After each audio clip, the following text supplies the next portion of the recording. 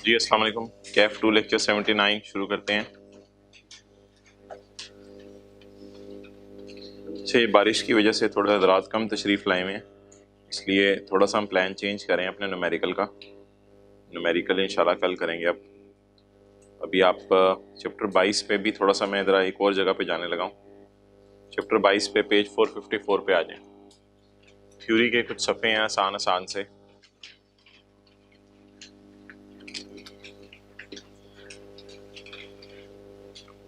उनको पढ़ लेते हैं।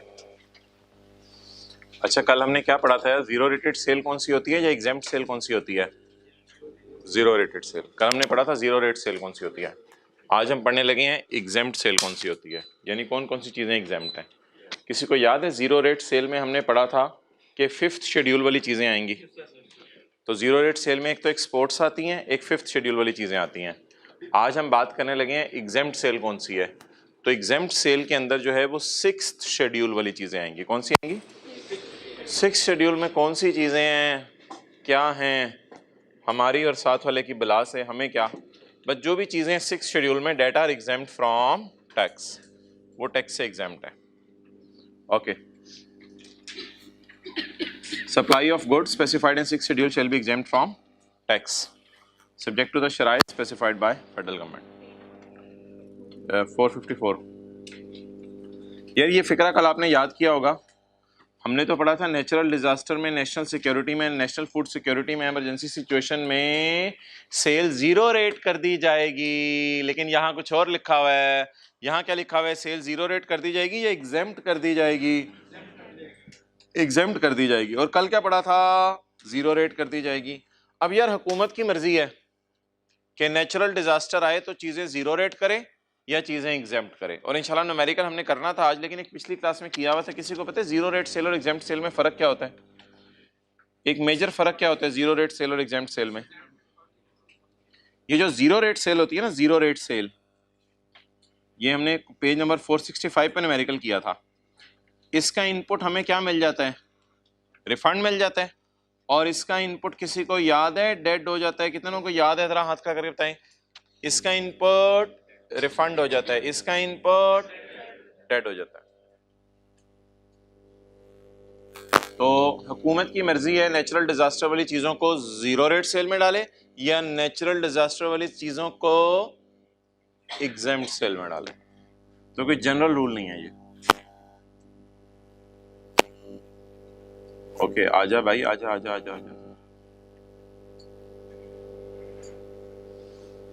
हाँ, मे एग्जेम्प्ट एनी सप्लाई। हुकूमत का दिल चाहे एग्जेम्प्ट में डाल दे। हालांकि कल हमने किस में पढ़ा था? जीरो रेट में। The exemption may be available from a पुरानी डेट। अच्छा जी। The board shall place before the national assembly all notifications issued in a financial year. अगर किसी चीज़ों को एग्जेम्प्ट किया है तो एग्जेम्प्ट करके बोर्ड ने किसको बताना है? नेशनल असेंबली को, कि हमने कौन कौन सी चीज़ों को माफ़ किया। तो उर्दू में लिख लें, बोर्ड नेशनल असेंबली को बताएगा हमने कौन कौन सी चीज़ों को एग्जेम्प्ट सेल में डाला है, क्योंकि ये चीज़ें बदलती रहती हैं। बोर्ड नेशनल असेंबली को बताएगा हमने किन किन चीज़ों को एग्जेम्प्ट सेल में डाला है।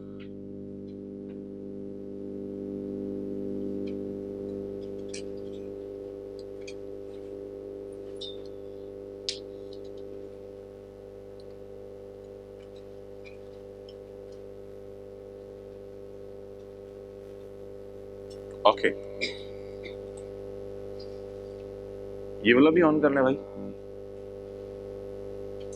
भाई ये वाला भी ऑन करना है।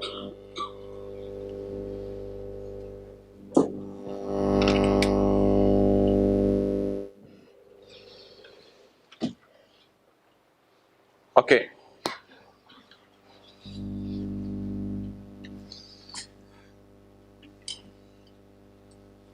यार ये जो कारपेट सेलर है, अच्छा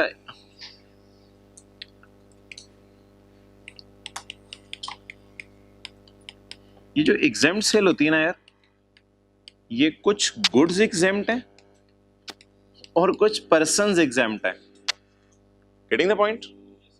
बताएं, कुछ गुड्स एग्जेम्प्ट है, कुछ पर्सन्स एग्जेम्प्ट है।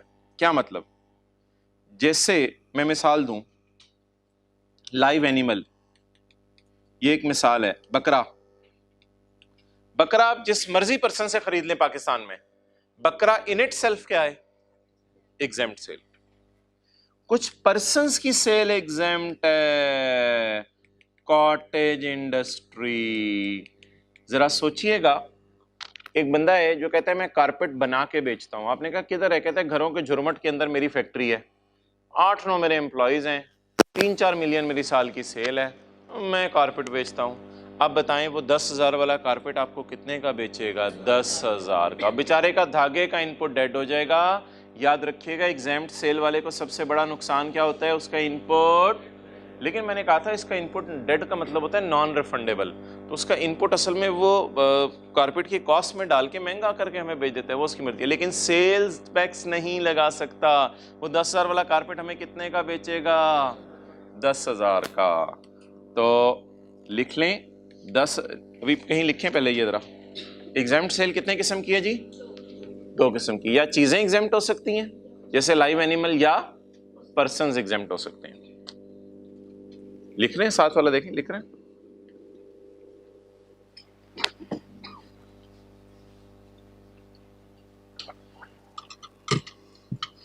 एग्जेम्प्ट सेल वाले को एक नुकसान भी होता है, उसका इनपुट क्या हो जाता है?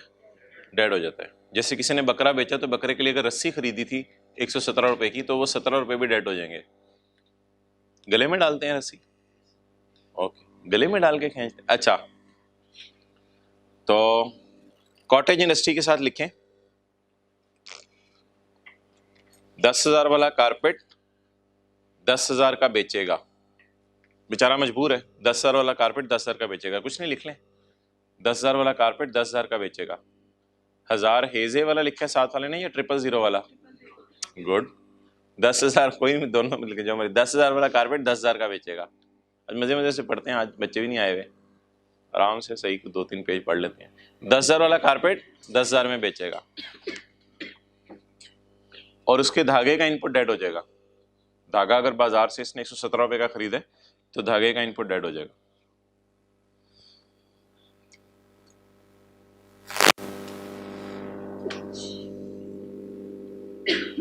चले okay. Sale made by cottage industry are exempt from tax. अच्छा, ये डिफरेंस क्या है जीरो रेट सेल और एग्जेम्प्ट सेल में? जीरो रेट सेल में जहन में ले आए मुरली,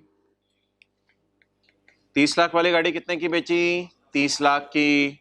और एग्जेम्प्ट सप्लाई में ले आए मिसाल के तौर पे कारपेट, अगर कौन बेच रहा है?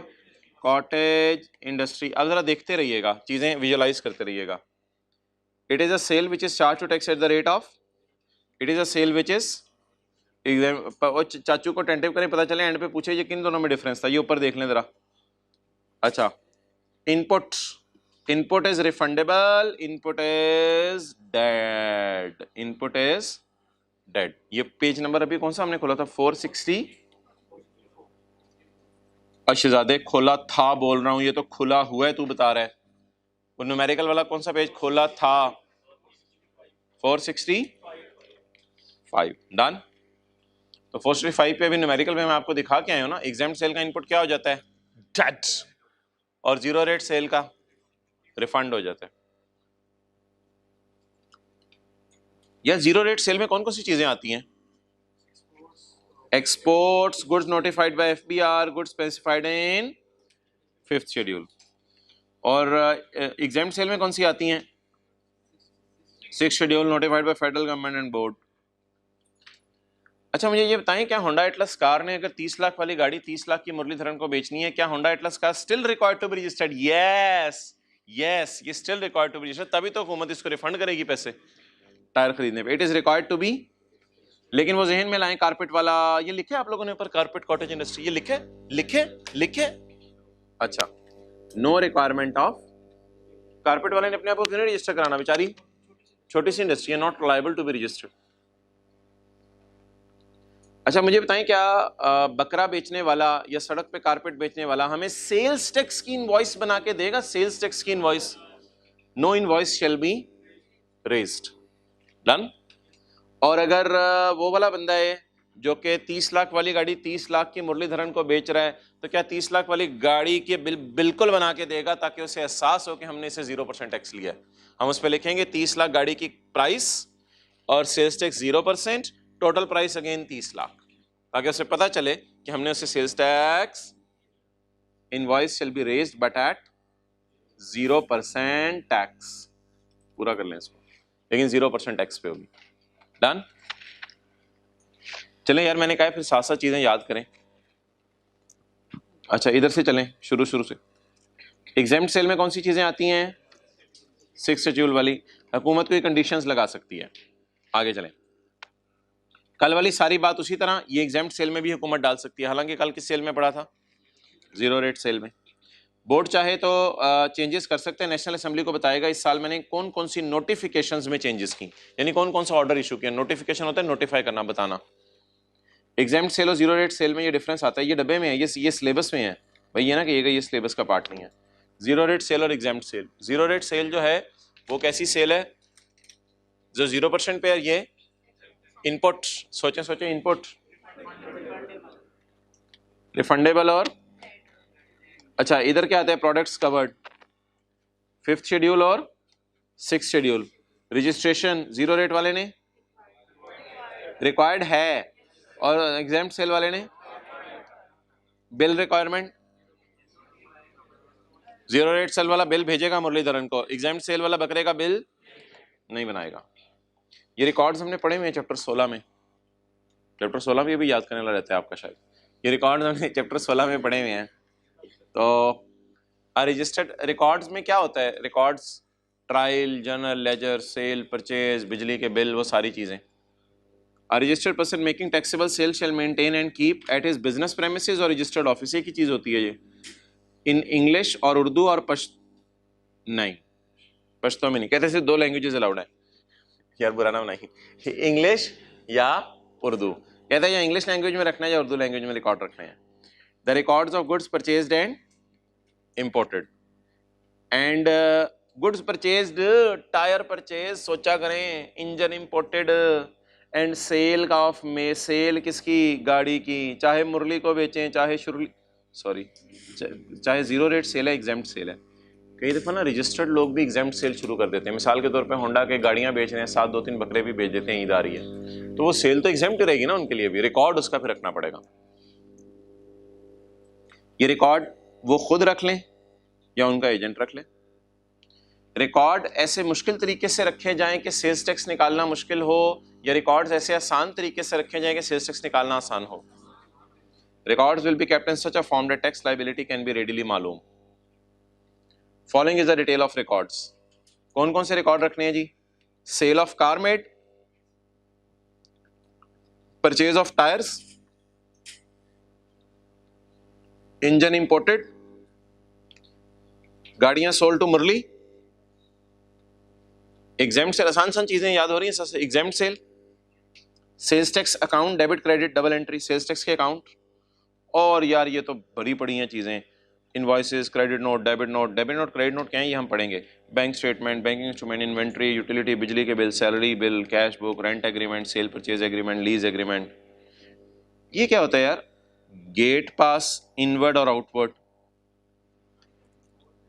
जब कोई फैक्ट्री के अंदर कोई बड़ी सी जो है वो ट्राला आता होगा चीजें लेके, तो गेट पास इनवर्ड बनता होगा, और जब इसी तरह बड़ा सा ट्राला निकल रहा होगा तो गेट पास आउटवर्ड बनता होगा, जैसे इन आउट कहते हैं आप।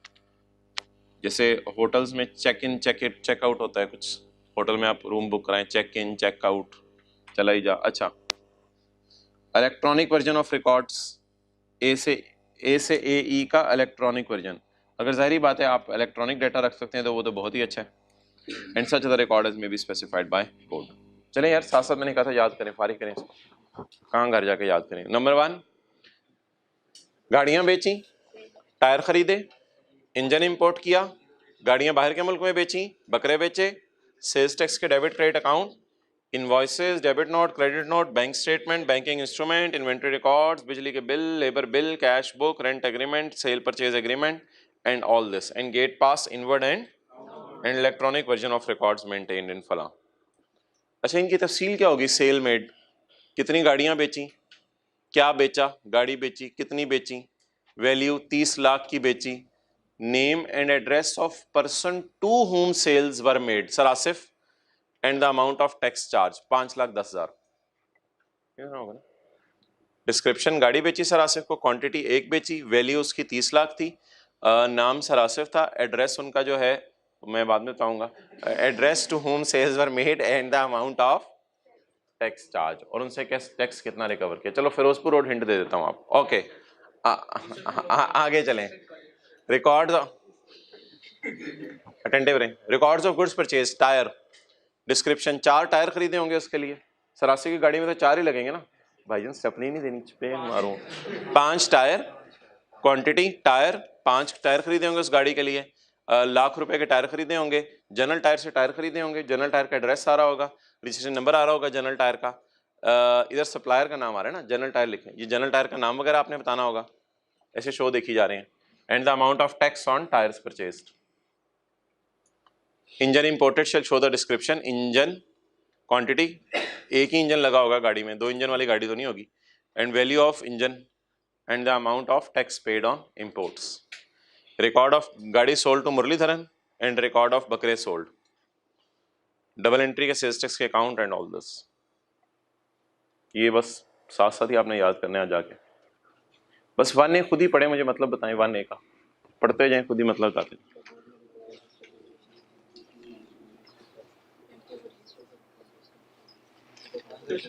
अच्छा चलें अब आप मुझे बता दें, बैंक अकाउंट ज्यादा खुलवाना बेहतर है या कम बैंक अकाउंट?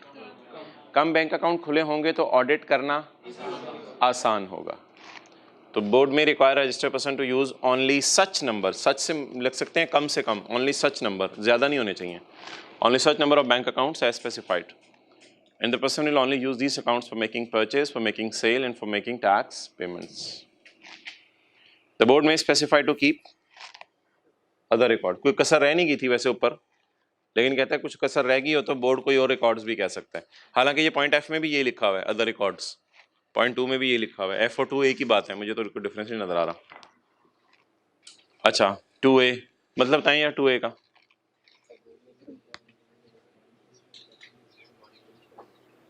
जब दुकानों पे आप अक्सर जाते हैं वो एक छोटी सी रसीद निकलती है, हत्ता के गोरमे में आप एक पाव जो है वो हलवा लेने चले जाएं पेट, अच्छा गाजर, तो हलवा लेने चले जाएं एक पाव, तो वो भी उसको डालने के बाद किसी मशीन के ऊपर रखता है और मशीन पे रख के उसका वजन करता है, और मशीन से फिर एक रस्सी इतनी सी निकलती है स्टिकर सी टाइप चीज़, वो फिर उस हलवे के डब्बे के ऊपर लगा देता है, और ग्रीन कलर का उसके ऊपर उसका वजन भी आ रहा होता है लिखा हुआ डिजिटल फॉर्म के अंदर। तो वो क्या है? इलेक्ट्रॉनिक फिजिकल कैश रजिस्टर, जिस पे इलेक्ट्रॉनिक कैश रजिस्टर पे इलेक्ट्रॉनिक सेल का रिकॉर्ड हो रहा है, अप्रूव्ड बाय बोर्ड। और अगर वो लोग वो आपने नहीं लगाया हुआ तो फिर बोर्ड ने ना कंप्यूटर सॉफ्टवेयर भी एक निकाल दिया हुआ है, तो ऑल्टरनेट ये है कि कंप्यूटर सॉफ्टवेयर जो है वो आप इंस्टॉल कर लें, तो सॉफ्टवेयर भी FBR की वेबसाइट से लिंक हो जाएगा। तो the board will prescribe procedure या board will prescribe software for electronic maintenance of records, filing of sales tax return, the board may further approve the software for above purpose, और board ने शायद कोई कर दिया हो सॉफ्टवेयर अप्रूव। बहरहाल ये सेक्शन में से 7-8 नंबर का सवाल आता है कि कौन कौन से रिकॉर्ड्स आपने मेंटेन करने हैं, तो इसमें ना कहीं मेंटेन का लफ्ज ढूंढ लें, हाँ ये मेंटेन के लफ्ज से वो सवाल निकालता है, मेंटेन, आपने ये रिकॉर्ड्स मेंटेन करने हैं।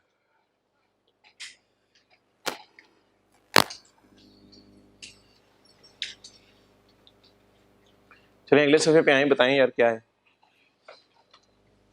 इसको, कंपनीज एक्ट कर लें,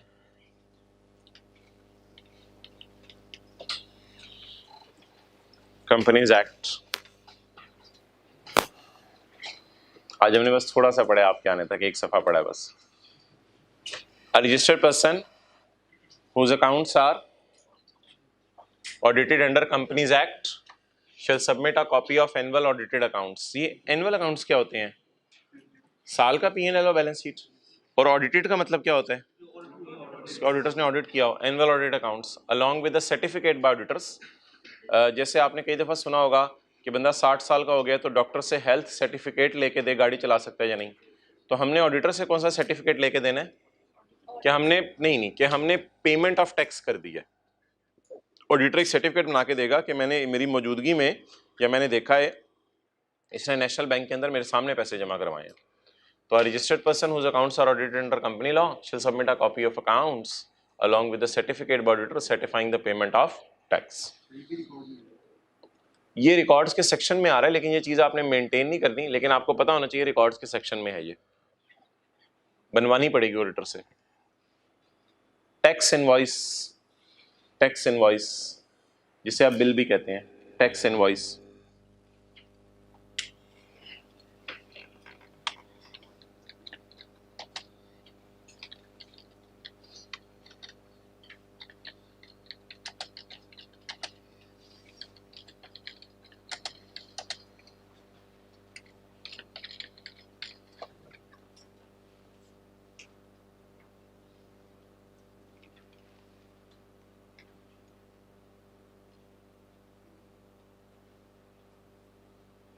तो ये देख लीजिएगा भाई, इनवॉइस का कोई फॉर्मेट, बिल का कोई फॉर्मेट अगर आपको मिल जाए।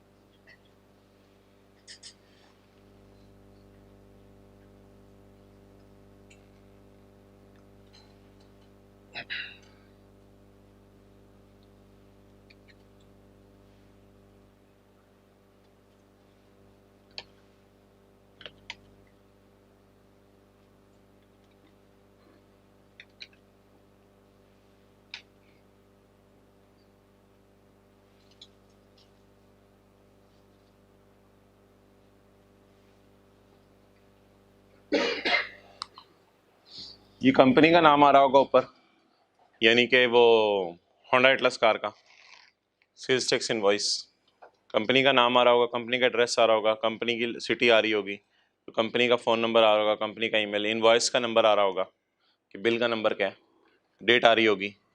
बिल टू, बिल टू का क्या मतलब है? बिल टू और शिप टू आमतौर पे एक ही होता है, कस्टमर का नाम आता है, नेम, एड्रेस। इसमें एक चीज़ मिसिंग है, रजिस्ट्रेशन नंबर। इसका भी रजिस्ट्रेशन नंबर आएगा, सेलर का भी और बायर का भी।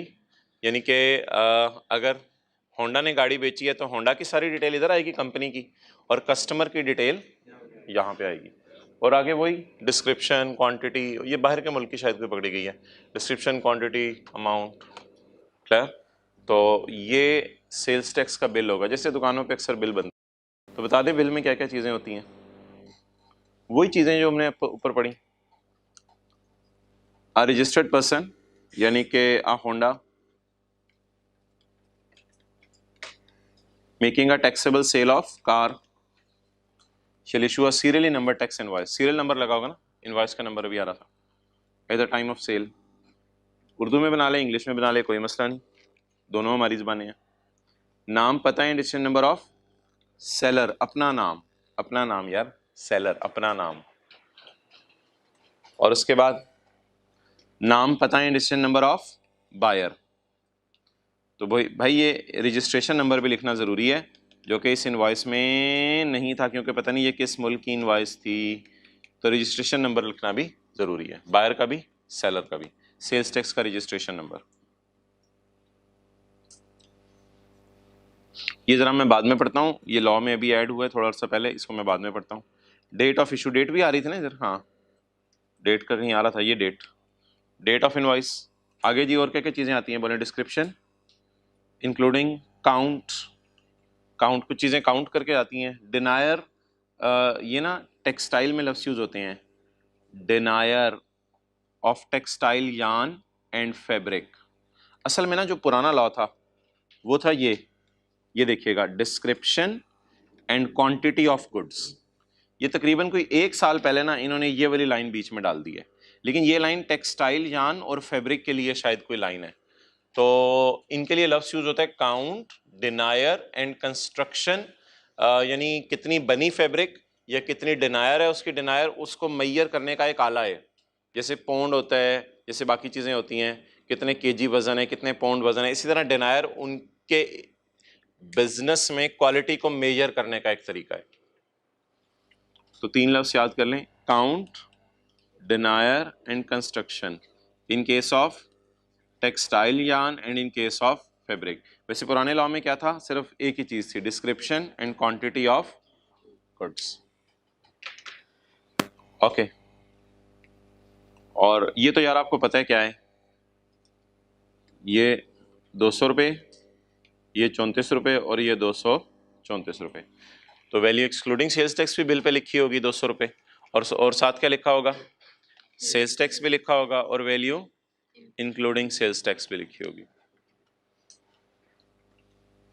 अच्छा, यहाँ पे हम पॉज लेंगे सेक्शन 24 पढ़ के और पिछला सारा पहले रिवाइज करेंगे।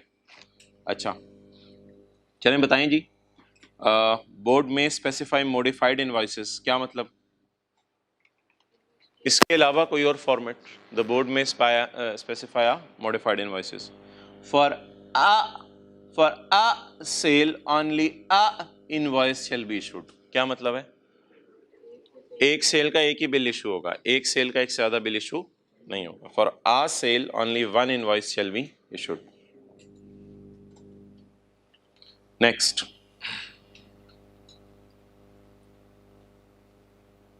जी भाई बिल्कुल, बारिश होती रही फिर भी क्लास तो होगी, क्लास तो क्लास है ना। अच्छा आगे चलें, further if it is subsequently proved, बाद में पता चला, that CNIC provided by buyer was not correct। पता चला बायर ने अपना CNIC करेक्ट नहीं दिया था, सेलर ने या बायर ने, बायर ने बाद में पता चला अपना CNIC करेक्ट नहीं दिया था, किसी के CNIC पे अपनी तस्वीर लगा, CNIC provided or not correct, the liability of tax or penalty shall not arise against the seller। समझ आ गई बात। अगर बायर अपना कोई CNIC गलत लगा के चला जाए तो होंडा को सजा मिलेगी या बायर को सजा मिलेगी, बायर को सजा मिलेगी। In case sale is made by Honda in good faith, लिख लें, in case sale is made by Honda in good faith। अगर होंडा ने किस में सेल कर दी, गुड फेथ का क्या मतलब है, अच्छी नीयत से।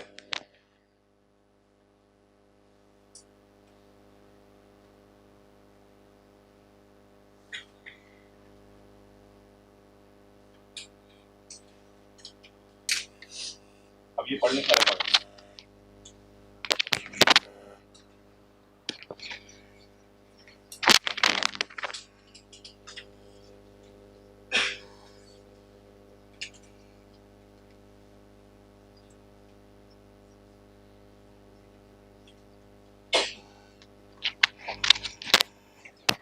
चलें यार याद कराएं, इधर बैठे बैठे फर्ज करें याद करें हम साथ साथ। क्या क्या चीजें होनी है भाई, नाम, पता और रजिस्ट्रेशन नंबर, किसका, सेलर का। नाम, पता और रजिस्ट्रेशन नंबर किसका, बायर का, बाकी मैं बाद में बताता हूँ। Date of issue of invoice, description and quantity of goods, value excluding sales tax, value including sales tax. The board may specify for a sale only one invoice shall be issued. Further, if it is subsequently proved that CNIC provided by buyer was not correct, liability of tax shall arise against the seller, shall not मादरत। तो seller को कोई penalty नहीं दी जाएगी अगर seller ने good faith में चीजें बेची हैं। वो बेचारा हर एक का आईडी कार्ड तो नहीं चेक करता रहता होगा जो बायर उसके पास आता होगा। अच्छा, इसका क्या मतलब है, पॉइंट टू की कोई दो मिसालें दें ऑपोजिट।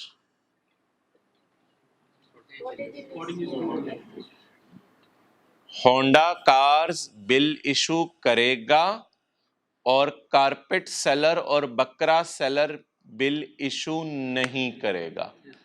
ये दोनों बातें हो गई ना, इससे जरा बात ज्यादा समझ आ गई। ओनली आ होंडा शेल इशू इनवॉइस, इसका मतलब लिख लें, इट मींस बकरा seller will not issue an invoice, क्योंकि बकरा सेलर कौन है, रजिस्टर्ड ही नहीं है। तो इनवॉइस इशू करने का सिर्फ किसको राइट है, जो रजिस्टर्ड पर्सन।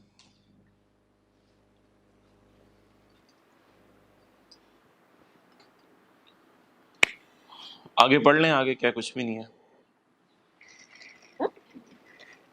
अगला पॉइंट खुद ही पढ़ लें।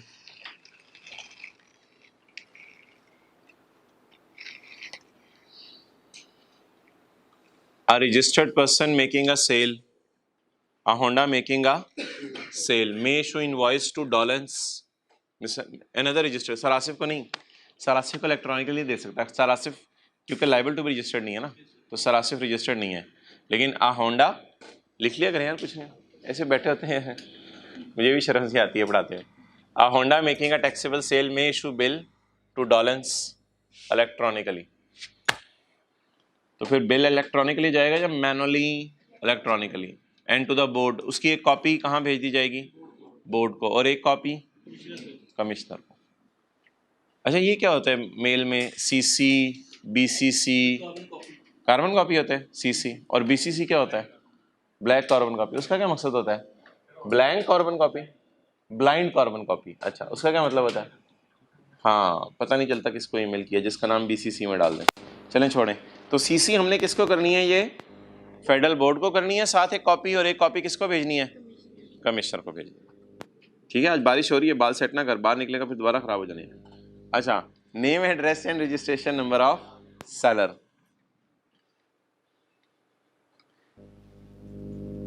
सेलर तो सॉरी ऊपर लिखा हुआ था यार, वापस आ जाए पॉइंट बी में। Name, address and registration number of recipient. Recipient कौन है? बायर। सरासियों का नाम भी पता होना चाहिए, सरासिफ का पता भी पता होना चाहिए, सरासिफ का रजिस्ट्रेशन नंबर अगर है तो वो भी पता होना चाहिए। लेकिन यार रजिस्ट्रेशन नंबर तो सरासिफ का नहीं होगा, क्योंकि सरासिफ तो लायबल टू बी रजिस्टर्ड। लेकिन अगर होंडा डॉलेंस को गाड़ी बेचे तो डॉलेंस का नाम, डॉलेंस का पता, डॉलेंस का रजिस्ट्रेशन नंबर, ये डाटा अवेलेबल होगा। लेकिन अगर होंडा सरासिफ को गाड़ी बेचे तो सरासिफ का नाम, सरासिफ का एड्रेस, लेकिन उनका रजिस्ट्रेशन नंबर पता नहीं होगा। लेकिन सरासिफ का एनआईसी तो होगा ना, एनआईसी तो होगा ना, नादराबादी वाला, और एनटीएन नेशनल टैक्स नंबर भी होगा ना of the unregistered person. Unregistered person दो किस्म के होते हैं, एक वो जो लायबल टू बी रजिस्टर्ड है, एक वो जो not liable to be registered है। ठीक है, अनरजिस्टर्ड तो बंदे कई कई हो सकते हैं। तो मिसाल के तौर पे सरासिफ, मैंने माना he is not liable to be registered, लेकिन वैसे बात कर रहा हूं।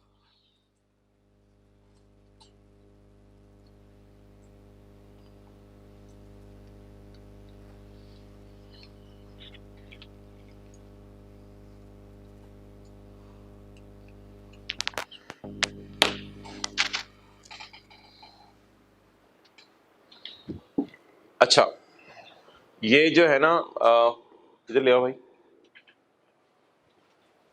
पहले ये होता था कि आप किसी भी जगह चीज खरीदने जाते थे तो वो दुकानदार आपको कहता था आप अपना नाम बता दें, आप अपना पता बता दें। आप पता भी बताने पे रिलक्टेंट होते थे, मेरे घर ही ना आ जाए।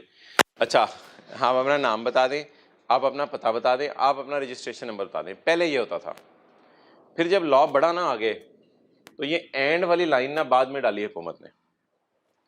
अब कुछ लोग होते थे अपना नाम तो बता देते थे सरासिफ, अपना पता भी बता देते थे, लेकिन सरासिफ का रजिस्ट्रेशन नंबर।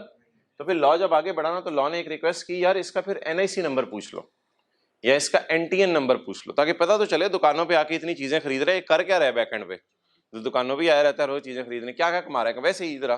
तो इन्फॉर्मेशन के लिए, ये तो टैक्स के जाल में फंसाना, तो इन्फॉर्मेशन के लिए जब दुकान पे बंदा जाएगा तो दुकानदार उससे उसकी जरा मोटी मोटी डिटेल ले लेगा, ताकि कल कल को टैक्स वालों ने पकड़ना हो तो टैक्स वाले को उस बंदे का एनआईसी पता हो। क्लियर? तो ये बात चली। लेकिन इसमें ना दुकानदार आपको पता है मैन्युफैक्चरर भी होते हैं, दुकानदार होलसेलर भी होते हैं, दुकानदार डीलर भी होते हैं। इन दुकानदारों ने तो सारी चीजें पूछनी शुरू की, नाम भी, पता भी, रजिस्ट्रेशन नंबर भी, एनआईसी भी, सब कुछ। लेकिन ये जो रिटेलर्स है ना, रिटेलर्स, इनको बड़ा मसला आने लग गया। रिटेलर की दुकान पे आप चीज खरीदने जाते हैं 10,000 की, 15,000 की, 20,000 की, या कोई हद होगी आप एसी खरीदने चले गए 60,000 का, 70,000 का, 80,000 का। तो रिटेलर की दुकान पे अगर आप जाएं तो रिटेलर्स ने जब एनआईसी वगैरह पूछना शुरू किया ना लोगों से, तो लोग बड़े तंग आने लग गए कि यार ये क्या बात हुई है, अब एनआईसी भी अपना बताएं, तुम्हें सबूत के तौर पे दिखाएं भी ये मेरा एनआईसी नंबर है। तो रिटेलर्स इससे बड़ा तंग आए। तो रिटेलर्स ने तंग आके जो है वो हुकूमत को रिक्वेस्ट की, यार ये हमारा कारोबार नहीं चल रहा, लोग कस्टमर बहुत तंग हो रहे हैं, ठीक है। अब आप कॉलेज में एडमिशन लेने आ जाए राइज में, और राइज वाले अब्बू का नाम, मम्मी का नाम, किस स्कूल में पढ़े थे, मैट्रिक में कितने नंबर आए थे, फिर आपको बड़े होकर क्या बनने का इरादा है, आप अपना सीए में आने का मोटिव बताएं, आप कहेंगे तेरी मेहरबानी यार, ठीक है।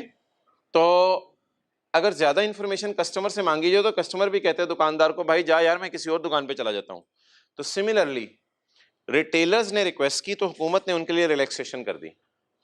अब अगर कोई बंदा मैन्युफैक्चरर के पास जाए चीज खरीदने, या होलसेलर के पास या डीलर के पास, वहां कोई रिलैक्सेशन नहीं है, उसे नाम पता एनआईसी सब बताना पड़ेगा। लेकिन अगर मैं और आप रिटेलर के पास जाएं और उससे लाख रुपए से कम की चीज खरीदें, मैं और आप किसके पास जाएं और इससे कितने रुपए की चीज खरीदें तो वहां पे रिटेलर को थोड़ी रिलैक्सेशन दी जा रही है कि आपसे ज्यादा पूछगछ ना करें। ये जरा एक्सेप्शन पढ़िएगा, समझ आ रही है। असूली तौर पे तो रिटेलर को, या जो भी बंदा हो, रिटेलर हो, मैन्युफैक्चरर हो, डीलर हो, उसे आपका रजिस्ट्रेशन नंबर पूछना चाहिए, नहीं है तो आपका एनआईसी वगैरह पूछना चाहिए। लेकिन एक्सक्लूडिंग का क्या मतलब है, ये ऊपर वाली लाइन की क्या आने लगी है, exception.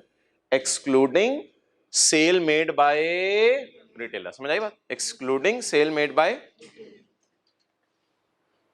excluding sale made by retailer where the transaction, where the जो चीज आप खरीदने लगे हैं, where the transaction value including sales tax does not exceed lakh रुपया।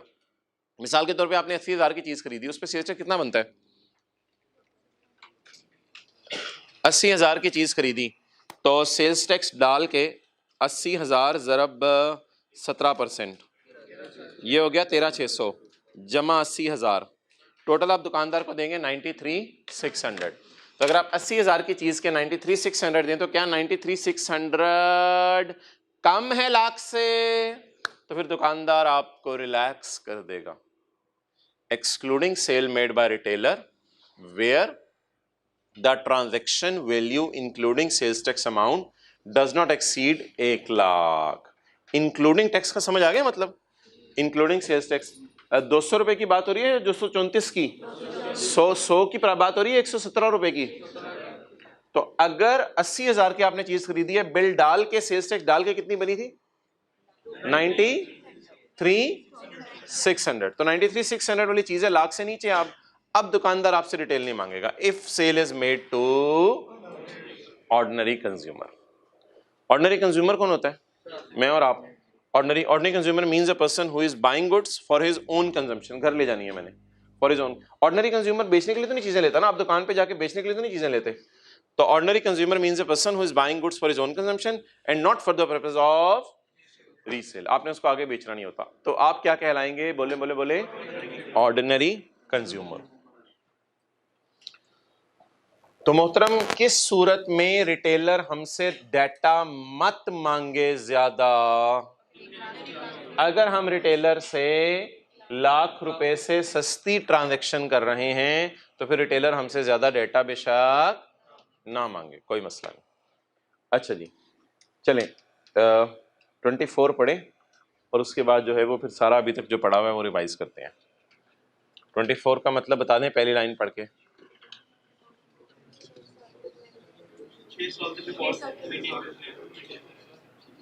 रिकॉर्ड कितने साल तक संभाल के रखने हैं, A person shall retain records for a period of after the end of a tax month, after the end of the tax month लिखें, after the end of the tax month to which they relate।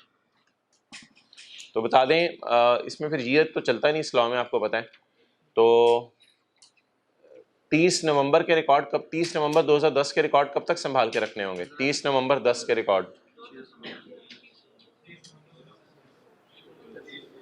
30 नवंबर 2010 के record कब तक संभाल के रखने होंगे, 30 नवंबर 11, 30 नवंबर 12, 30 नवंबर 13, 30 नवंबर 14, 30 नवंबर 15, 30 नवंबर 16। तो लिखें 30 नवंबर 10 के रिकॉर्ड 30 नवंबर 16 तक संभाल के रखेंगे।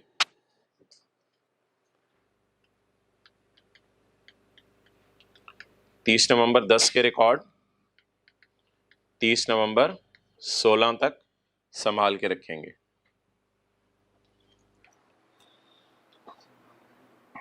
छुपा के नहीं, संभाल के। बस आपके लिए ये प्रोग्राम है, आप ये लिख लो बस, इधर देखो।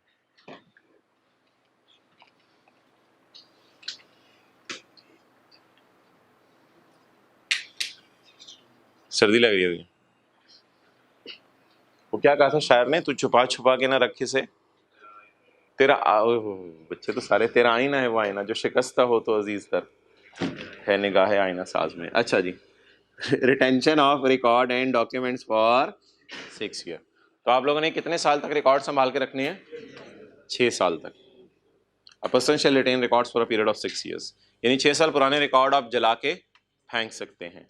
लेकिन यार एक मसला आ सकता है, वो ये आ सकता है कि आपका केस जो है वो कोर्ट में चला गया हो, यानी कोई अपील हो गई हो या कोई डिस्प्यूट रेजोल्यूशन हो रही हो, या आपको टैक्स वाले असेस कर रहे हो, अपील हो गई हो, कोई डिस्प्यूट रेजोल्यूशन हो गया हो। ये असेसमेंट क्या होता है, अपील क्या होता है, डिस्प्यूट रेजोल्यूशन क्या होता है, इन पे तकरीबन हमारी 2-2 क्लासें होंगी हर लफ्ज़ पे। असेसमेंट्स पे तो शायद 3-4 क्लासें हों हमारी, डिस्प्यूट रेजोल्यूशन पे 1 क्लास होगी हमारी, लेकिन हल्का फुल्का शायद आपको लफ्ज़ समझ आ रहा है। एक हमारा चैप्टर रहता है पूरा जिसका नाम ही रिटर्न असेसमेंट्स और अपील्स है, किताब में चैप्टर 15 है शायद, पता नहीं। तो अगर केस पेंडिंग हो गया किसी वजह से, तो फिर आप 6 साल वाले रिकॉर्ड संभाल के रखें, या जिस साल का केस चल रहा है वो फिर भी संभाल के रखना पड़ेगा। तो आपको पता है पाकिस्तान में 6 साल में कोर्ट फैसला नहीं देता, पाकिस्तान में तो 10-10 साल भी लग जाते हैं। तो इसलिए फिर पुराने सालों के रिकॉर्ड कब संभाल के रखने पड़ेंगे? जब तक फैसला ना आ जाए, और till the final decision is received. ये किस सूरत में होगा? इन अ केस नंबर 1 असेसमेंट हो रही हो आपकी, नंबर 2 कोई अपील वगैरह की हो आपने, या कोई डिस्प्यूट रेजोल्यूशन कमेटी के पास आप अपना मसला हल करवाने गए हो। इन 3 सूरतों में आपको ज़्यादा सा रिकॉर्ड संभाल के रखने पड़ेंगे। कब तक? Till the final decision. तो सर्दी लग रही है, तूने ना ऊपर कुछ पहना हुआ है, वो गीला हो गया हुआ है? गीला तो बाहर से हुआ है, तो अंदर से भी गीला हो गया। अच्छा जी, चलें। एग्जाम सेल में कौन कौन सी चीजें आती हैं जी, रिवाइज करें पिछले सफे से। 6 शेड्यूल वाली चीजें और कल वाली सारी चीजें अगर हुकूमत एग्जाम सेल में डालना चाहे, और जितनी भी एग्जाम सेल होंगी वो बोर्ड नेशनल असेंबली के सामने पेश करेगा।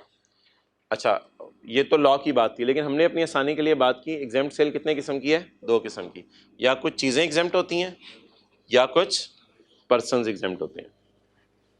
Difference between zero rate and exempt sale आसान है, कोई मसला नहीं।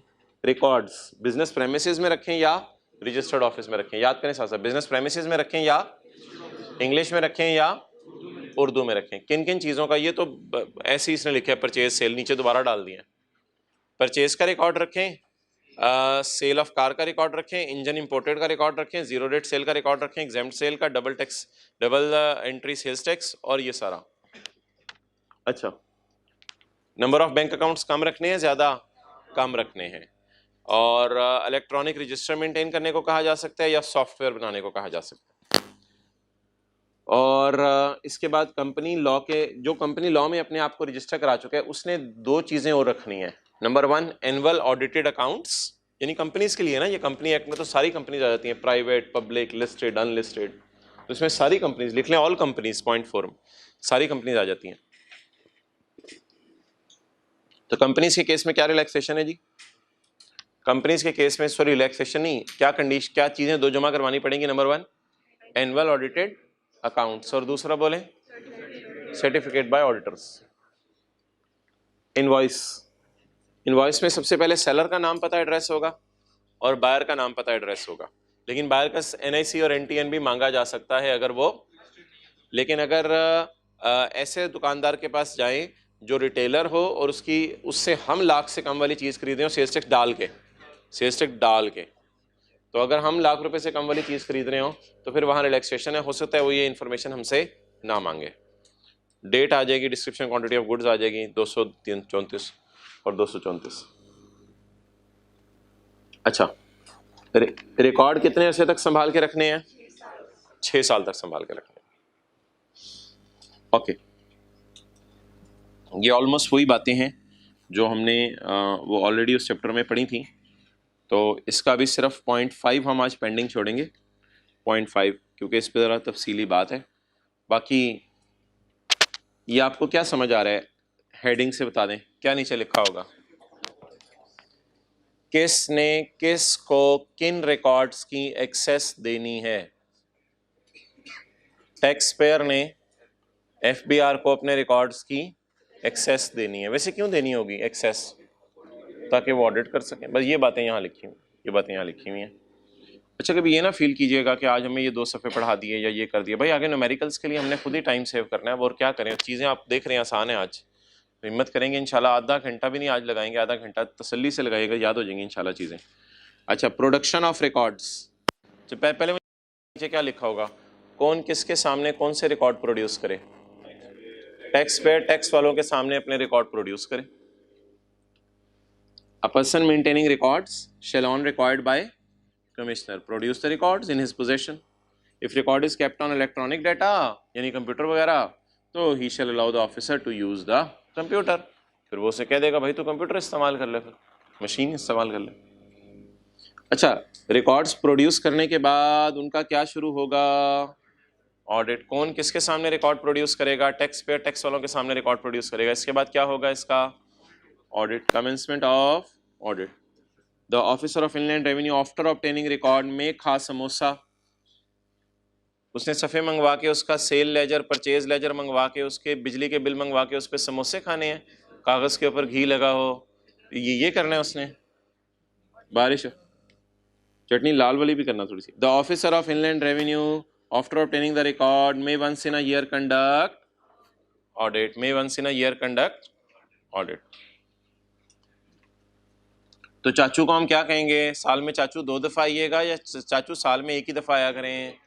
ये मैं चाचू कमिश्नर की बात कर रहा हूँ। वैसे तो चाचू इधर ही हमारी तरफ आ गए हैं, हमें इस पर भी कोई एतराज़ नहीं हो। तो चाचू अब्बू के भाई हैं, इससे बड़ी और क्या बात हो सकती है कि वो हमारे पास आए। अच्छा जी, तो the officer of inland revenue after obtaining record may once in a year conduct audit. खुश हो जाया करें, अल्लाह की रहमत आई है, मेहमान आए तो मुँह ना बनाए। अच्छा जी, इफ़ द, लेकिन ये जो सीए कर रहे हैं हजरात, ये अगर इनके ज़्यादा दोस्त आए तो उनको बता दें मोहतरम, मैं थोड़ा सा busy. If the commissioner has information that registered person is involve in फ्रॉडिया। अगर रजिस्टर्ड पर्सन क्या कर रहा है? फ्रॉड कर रहा है और evasion of tax, he commissioner में लिटा him, may authorize an officer to litter him, may authorize an officer not below the rank of mali, not below the rank of assistant commissioner। Commissioner से भी ये subordinate होता है। कम से कम किस level का बंदा जाएगा? असिस्टेंट कमिश्नर के लेवल का बंदा जाएगा। क्या करेगा भाई जाके? टू मार हिम, टू कंडक्ट इंक्वायरी, और क्योंकि क्या कर रहा है वो बंदा? फ्रॉड कर रहा है। अच्छा यार, आप चाचू को ये कहते हैं कि सुबह ताया आए थे, शाम को आप आ गए हैं? इस बात नहीं करते ना। अल्लाह का शुक्र है हम तो नहीं ऐसी बात करते कम से कम। तो या फिर कोई आए सुबह और फिर दोपहर फिर शाम को आए, आप फिर आ गए हैं। अच्छा, तो वो ये कह रहा है कि ऑडिटर जनरल, याद रखिएगा, सेल्स टैक्स ऑडिट नहीं करने आता। ऑडिटर जनरल एक ओहदा है पाकिस्तान का जिसका सेल्स टैक्स से कोई ताल्लुक नहीं है। ये जनरल ऑडिट करने आते हैं, एम्प्लॉइज कितने हैं, फैक्ट्री कहाँ है, क्या काम कर रहे हो, ऐसी हुकूमत की तरफ से कोई बंदा आता है।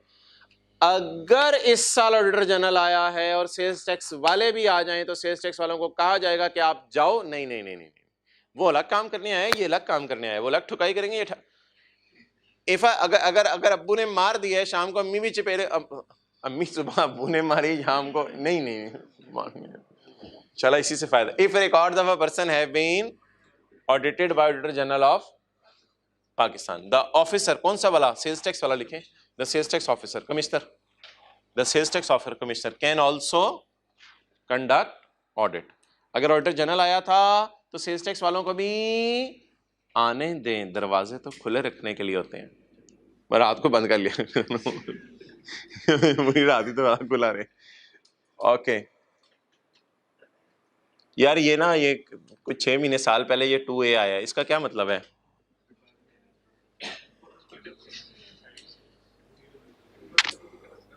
कमिश्नर कहता है मैं नहीं आ सकता, तो ऐसा कर ले तू स्काइप पे आ जा, मैं भी स्काइप पे आ जाता हूँ, स्काइप खेलते हैं।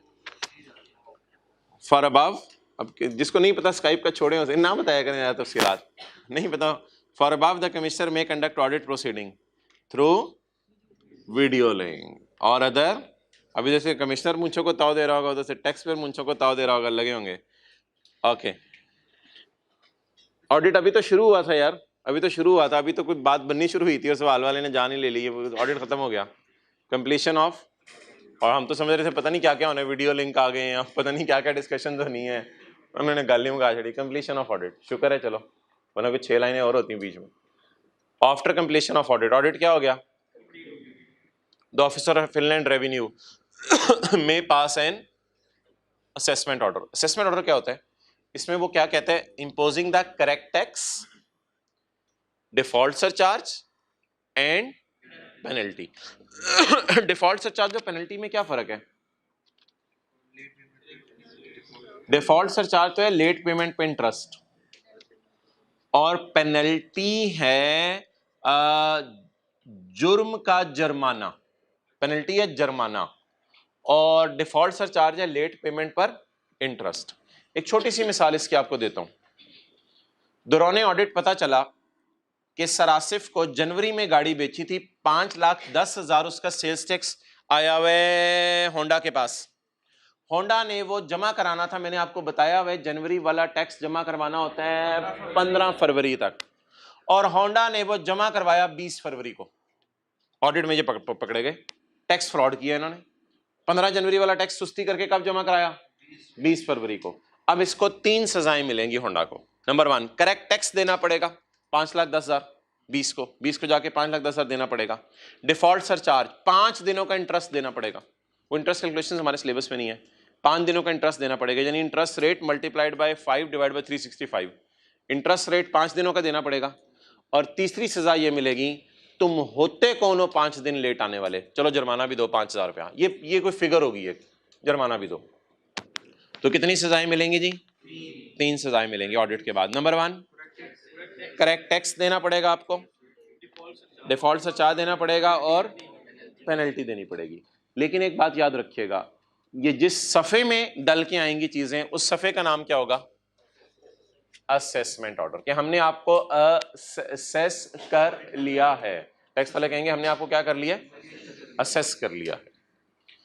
अच्छा, अगर रिफंड का केस हो तो फिर ऑडिट में साबित होगा कि रिफंड आपने गलत मांगा है, आपने धोखे से लिखा था मुरली की गाड़ी में 6 टायर लगे हैं, मुरली की गाड़ी में तो 5 टायर थे। तो रिकवर की जाएगी आपसे अमाउंट जो गलती से रिफंड कर दी गई। ये फिक्रा पड़े, recovery of erroneous refund, recovery of erroneous refund. ऐसे ही कॉलेज की बात कर लें, कॉलेज वालों ने आपको कोई फीस रिफंड कर दी किसी सब्जेक्ट की, बाद में कॉलेज वालों ने कहा ये मैंने गलत रिफंड कर दी है, मुझे वापस करो। तो रिकवरी ऑफ गलत रिफंड, अगर गलत रिफंड दे दिया तो उसकी रिकवरी होगी। ये कौन सा पेज है? 465 है ना। इसमें एक्सपोर्टर का रिफंड कितना बन रहा था? एक्सपोर्टर का रिफंड ये देखना यार, 0 रेट सेल, एक्सपोर्टर का रिफंड कितना बन रहा था? 136। तो 136 का जो रिफंड बनता है वही वापस होना चाहिए। अगर खुदा ना खास्ता 136 की बजाय 2 पलक के बाल 3 पे गिर गए और ये 8 लगा, और टैक्स वालों ने 186 वापस कर दिया, तो गलती से ज्यादा वापस कर दिया, तो वो फिर टैक्स पेयर से क्या करेंगे? रिकवर। तो लफ्ज बोले, रिकवरी, रिकवरी हाथों के रिकवरी ऑफ एरोनियस रिफंड, जो रिफंड गलती से कर दिया था वो रिकवर कर लिया जाएगा। हो सकती है। अच्छा जी, बताएं यार, ये पूरा सेक्शन बैठे बैठे याद करवाएं, बैठे बैठे याद करें, छोड़ें पर सारी चीजें। Number 1, a person maintaining the record shall produce records in his possession, किसको? To commissioner. अच्छा, commencement of audit, the officer may once in a year conduct audit. अच्छा, if he is involved in, the commissioner shall authorize the officer, commissioner अपने छोटे को ये officer ना commissioner का छोटा है, याद रख लें, असिस्टेंट कमिश्नर है, कमिश्नर का छोटा। कमिश्नर असिस्टेंट कमिश्नर के बंदे को कहेगा, असिस्टेंट कमिश्नर लेवल के बंदे को कहेगा टू कंडक्ट इंक्वायरी। लेकिन अगर इस साल ऑडिटर जनरल आया तो सेल्स टैक्स वाले भी आ सकते हैं। और फॉर अबव कमिश्नर चाहे तो वीडियो लिंक से भी ऑडिट कर सकता है। और ऑडिट के बाद जो असेसमेंट ऑर्डर पास होगा उसमें कितनी बातें लिखी होंगी? 3। Number 1 correct tax, number 2 default surcharge, और नंबर 3 पेनल्टी। बस ठीक है, 5 मिनट है। आप ड्राइंग ऑफ सैंपल्स इसको कर लें और कल इंशाल्लाह फिर हम सिर्फ न्यूमेरिकल करेंगे ताकि संडे का दिन आप फिर ये याद कर लें। ऑनलाइन में भी सैटरडे को अपलोड हो जाएगा ना, संडे को याद कर लेंगे। ड्राइंग ऑफ सैंपल वैसे ट्राई कीजिएगा यार, आज ही याद हो जाए, शायद आधा घंटा लगेगा, आधा पौना घंटा। ड्राइंग ऑफ सैंपल्स, सैंपल में बस 3-4 बातें मुझे बता दें ज़बानी ज़बानी।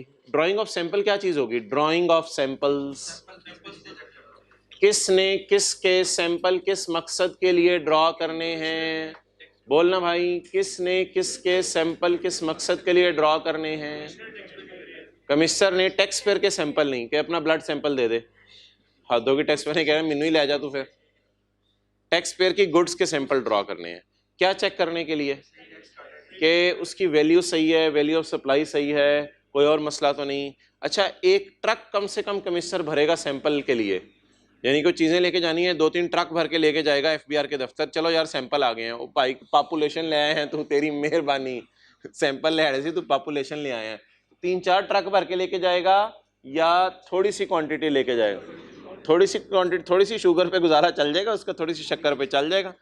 अच्छा, इतनी थोड़ी भी ना हो के घर जाके ढूंढ रहा हो बेगम केड़ी जेब से पाई सी चल तू कोट उतार में देखनी है, तो इतनी थोड़ी भी ना हो के घर जाके ढूंढ रहा हो। क्लियर? ये दोनों बातें पढ़ लें। Where an officer of inland revenue require a population, require अबे तुझे क्यों चाहिए? For determining tax, for establishing their value, या वैसे ही ज़ियारत करने को दिल चाह रहा था, ये बेचता क्या, और any other reason. He may remove a मन भर quantity. He may remove a मन भर quantity, मिनिमम क्वांटिटी। लेकिन इतनी मिनिमम भी ना हो कि एग्जामिन ही ना हो रहा हो, इतनी तो हो कि प्रॉपरली एग्जामिन कर सके उसे जाके, फॉर इनेबलिंग प्रॉपर एग्जामिनेशन। अच्छा, वैसे मेरी इसमें ये राय है कि जिस वक्त दुकान बंद हो ना, तो उस वक्त कमिश्नर अपने बंदे लेके आए, खिड़की तोड़े और सैंपल लेके चला जाए। ये मुनासिब नहीं है। बता के दुकानदार को सैंपल लेके जाएं या बस उठा के लेके चले जाएं। कई दुकानों पे बाहर गट्टू पड़े होते हैं, चुप करके कमिश्नर का एक बंदा गट्टू, पापा निकल निकल निकल, पीछे फायर हो जाए। कमिश्नर की करे? बता के दुकानदार को लेके जाना चाहिए या छुपा के लेके जाना चाहिए? बता के लेके जाना चाहिए। While taking sample, person in possession of goods shall not be informed. Shall be informed. Person कौन है? सेलर। लिख लें ऐसे जो तो हाथ बांध के बैठे हुए हैं, मेहरबानी क्लास में आ गए हैं। While taking sample, seller in possession of goods shall be informed. उसे बता दो यार। And an opportunity will be given. यार बस ये बात समझने वाली है, ये जरा गौर से समझिएगा। सैंपल ना 2 होंगे। मिसाल के तौर पे कोई दवाई है, कोरोना की वैक्सीन है, एक सैंपल कमिश्नर ले जाएगा और एक मिलता जुलता सैंपल दुकानदार अपनी दुकान में दराज में रख लेगा, ताकि जब कमिश्नर सैंपल अमानत लाके वापस करे तो हम चेक कर सकें कि जो चीज़ लेके गया था उसी जैसी चीज़ लाके वापस की है, कहीं किसी और की चीज़ तो हमें लाके वापस नहीं कर दी। तो सैंपल कितने बनेंगे? 2। एक सैंपल किसके पास चला जाएगा? कमिश्नर के पास, और एक सैंपल हमारे पास रह जाएगा। जब वो चीज़ें वापस आएंगी तो उन दोनों को क्या किया जाएगा? कंपेयर किया जाएगा। While taking sample, ये तो बात हो गई। And an opportunity will be given to sign the representative sample. जो सैंपल जा रहा होगा उस पे टैक्स पेयर ने साइन करने हैं, उसके डब्बे पे, उसकी बोरी पे, जो मर्जी चीज होगी। ये अब जरा फिक्रा ऐसे समझ नहीं आना आपको। Sign by tax payer, sign by tax pair.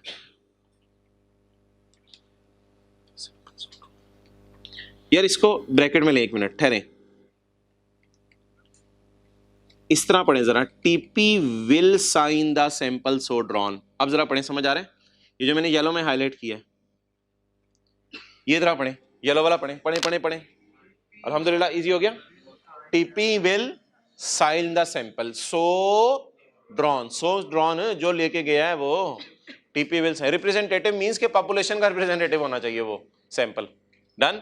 TP will sign the sample so drawn. So drawn का कौन सा मतलब है? जो जा रहे हैं या जो उसकी दुकान में रह रहे हैं? और आगे पढ़े क्या लिखा हुआ है? And TP will take, tax payer, and TP will take का मिलता जुलता sample for his own record in his shop, in his दराज। मिलता जुलता अपनी दराज में रख लेगा और एक साइन करके उसे दे देगा। साइन किस पे करनी है दुकानदार ने? जाने वाले पे, जाने वाले सैंपल पे। और अपने रिकॉर्ड में कौन सा रखना है? उससे मिलता जुलता, उस पे साइन करने जरूरी, क्योंकि वो तो आपकी अपनी दुकान में ही रहना है। अच्छा मुझे बताएं, आप कमिश्नर जब सैंपल लेके जा रहे हैं तो उसकी कोई रसीद वगैरह बना के देके जाएगा या बस सैंपल ले गया उसका रिकॉर्ड वगैरह कोई नहीं होगा? जो जा रहा होगा सैंपल या जो दुकान पे पड़ा होगा, जो जा रहा होगा उसकी रसीद देके जाएगा कि यार मैं रसीद ले लो इसकी, ये मैं सैंपल लेके जा रहा हूं। Sample shall be taken against proper रसीद, sample shall be taken against proper रसीद, एंड द कॉपी ऑफ रसीद shall be sent, shall be kept in record by the taxpayer. उस रसीद की कॉपी किसके पास रहेगी? टैक्स पेयर के पास। अगर आप बड़े इलाके में हैं तो बड़े दफ्तर के पास कॉपी चली जाएगी, अगर आप छोटे इलाके में हैं तो रीजनल टैक्स ऑफिस के पास चली जाएगी कॉपी। चलें अब मेरे सवालों के जवाब दें अलग अलग। सैंपल ड्रॉ किस मकसद के लिए करने हैं? Determining tax, establishing there VOS, VOS लिख लें, एस्टेब्लिशिंग देयर वीओएस, वीओएस मालूम करने के लिए। Number 3 any other reason, and he may remove a to enable proper examination. While taking sample, person in possession shall be informed. उस बंदे को inform किया जाएगा और अपॉर्चुनिटी दी जाएगी। जाने वाले सैंपल पे साइन करेगा और एक कॉपी अपने sample shall be taken against proper receipt। ये ऑलरेडी हमने पढ़ लिया हुआ है। कहाँ पढ़ा हुआ है? वीओएस में। ट्रांजैक्शन बिटवीन एसोसिएट्स किस पे रिकॉर्ड होनी चाहिए? मार्केट प्राइस पे रिकॉर्ड होनी चाहिए। ये पढ़ लिया हुआ हमने मेरे ख्याल से, वीओएस की डेफिनेशन में पढ़ा था। Transaction between associate. The commissioner और an officer may in case of a transaction between cousins determine the transfer price. VOS, transfer price कुछ भी नहीं है, ट्रांसफर प्राइस का मतलब लिखें, मे डिटरमिन द वीओएस। वैसे आमतौर पे तो फेयर वैल्यू ले ली जाती है, लेकिन अगर केस ज्यादा कॉम्प्लिकेटेड हो जाए तो फिर कमिश्नर आके बता देते हैं, may determine the VOS to reflect the fair value. और वही बात होगी, वो फेयर वैल्यू होगी। ट्रांसफर प्राइस, ट्रांसफर प्राइस क्या होती है? एक ने दूसरे को कितने की चीज ट्रांसफर की। Transfer price to reflect the fair value of sale. In an arms length transaction क्या होता है? In an arms length transaction, ये जो फेयर वैल्यू होती है ना, फेयर वैल्यू, इसका मतलब ही आर्म्स लेंथ होता है। यानी कि कई दफा आपको पता है दुकानदार क्या करता है, दुकानदार अपना काउंटर खोल के ग्राहक को कहते हैं अंदर आ जाए, तो वो पता चलता है वो ग्राहक नहीं है, वो तो उसका जिगरी है। लेकिन कई दफा दुकानदार आपको आर्म्स लेंथ पे रखता है, भाईजान बस हाँ बताएं क्या क्या चीज़ लेनी है आपने मेरे से। तो इस तरह याद रख लें, आर्म्स लेंथ का मतलब है दूर दूर रहो, तुम मेरे जानने वाले नहीं हो। हालांकि वो जानने वाला है, लेकिन फिर भी ट्रांजेक्शन किस पे रिकॉर्ड होगी? आर्म्स लेंथ पे। यानी ऐसे ट्रांजेक्शन रिकॉर्ड होगी जिससे जानने वाले से नहीं की जाती। तो आर्म्स लेंथ का क्या मतलब है? लिखें फेयर वैल्यू। आर्म्स लेंथ का मतलब है, ये देख लेना, ऐसे कर लें बस। आर्म्स लेंथ का क्या मतलब है? फेयर वैल्यू पे डील होगी। और अगर आर्म लेंथ पे ना रखा जाए, हार्ट क्लोज क्लोज हो, इसका ऑपोजिट आर्म लेंथ का मतलब है हार्ट क्लोज क्लोज, वो तो फिर गलत है। तो आर्म्स लेंथ का क्या मतलब है? ट्रांजैक्शन किस पे रिकॉर्ड होगी? Fair value. और कई दफा ना फेयर वैल्यू मालूम नहीं होती, तो बोर्ड में by notification prescribe rule record पे छोड़े पर ऐसे कितना याद करेंगे। इस लाइन पे जो ओके ठीक है जी, इंशाल्लाह कल मिलते हैं। क्लोज कर दो। सलाम।